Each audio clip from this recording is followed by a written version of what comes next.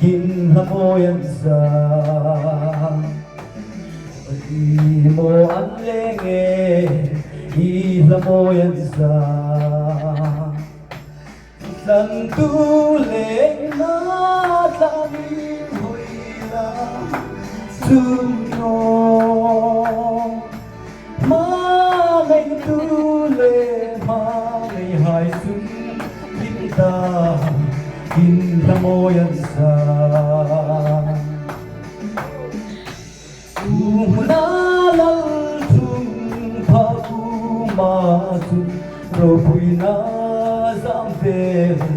angel hay sun Sa tulal ram oy nang Komi ating limiti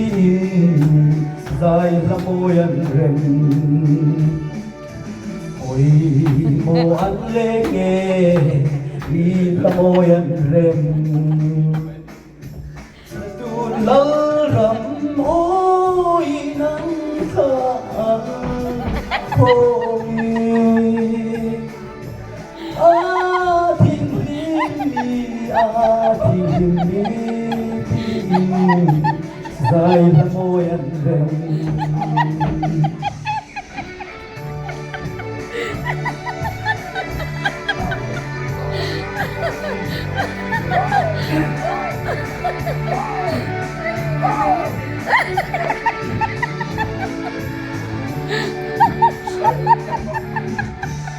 Alam mo